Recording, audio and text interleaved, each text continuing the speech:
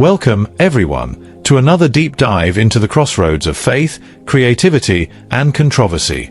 Today's story centers around a name that needs no introduction in Christian comedy circles, White Barry, popularly known as Son of the Prophet. Understanding the breakthrough power of patience for double portion. A few months ago, he tugged at the hearts of many when he made an emotional video, promising to stop mimicking the revered Bishop David Oyedepo.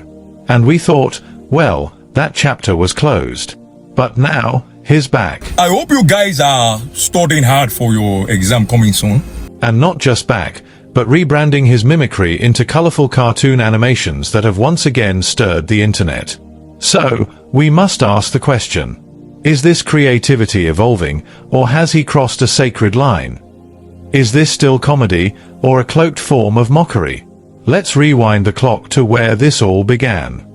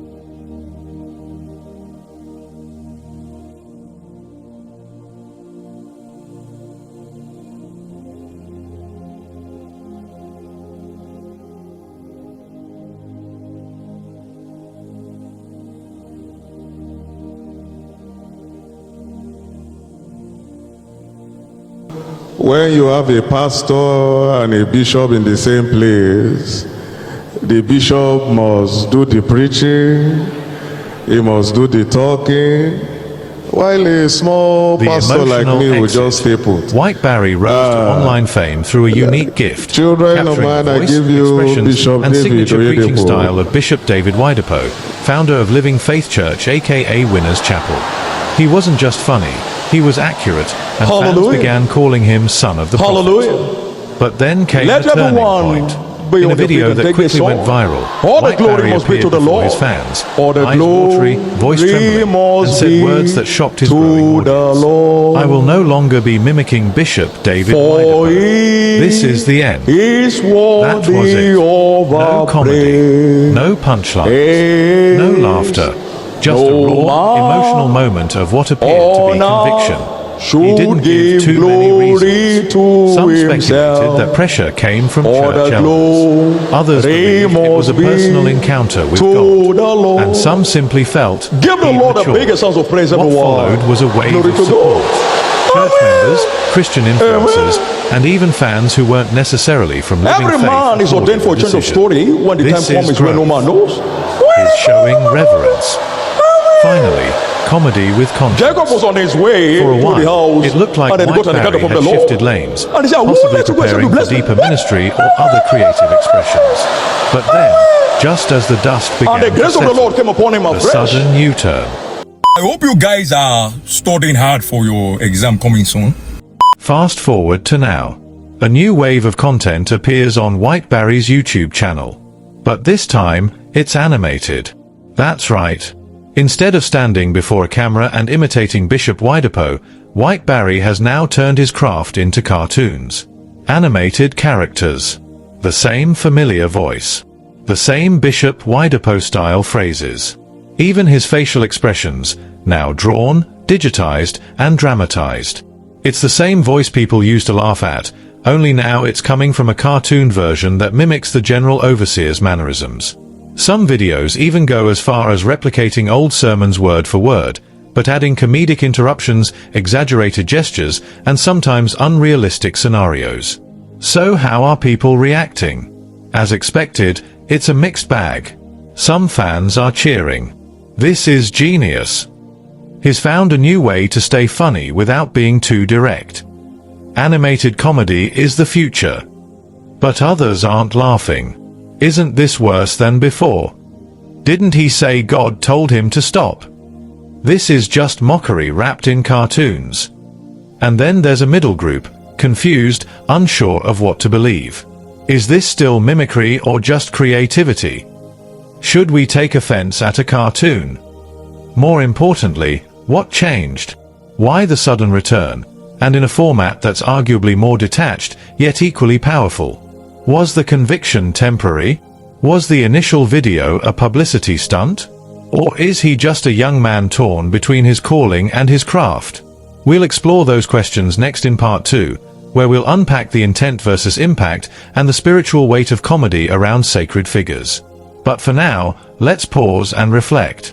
Is the switch to cartoons an innocent innovation? Or is it just an upgraded form of what he once claimed to leave behind? Why the backlash? So, why are many people upset?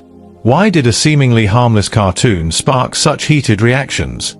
The backlash, frankly, stems from a perceived betrayal of trust.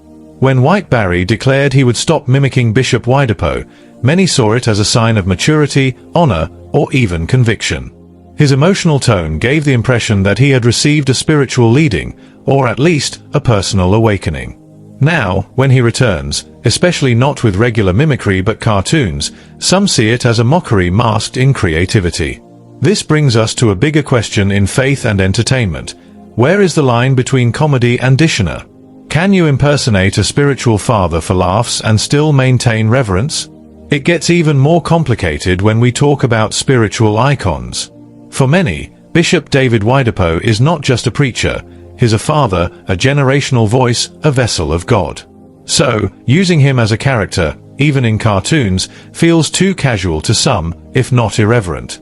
Is Barry going against what he once believed? Or has he simply found a new way to express admiration? Defenders of White Barry speak. Now, let's be fair, White Barry isn't without supporters. In fact, his new content is gaining traction, and not everyone is offended. Some fans argue, it's just comedy. He's not insulting the man of God. Others say, cartoons are simply a creative format. He's not using profanity, he's not spreading falsehood. In fact, his animations have helped people discover Bishop Oyedepo's messages in a fun way. This is an interesting point. In a generation that's deeply visual, cartoon animations could become tools for engagement, even spiritual reflection. And let's be honest, Christian comedy is evolving. We've seen stand-up comedians like Forever, Emma Oh My God, and MC Lively include church humor without crossing certain boundaries. So, why is Barry being singled out?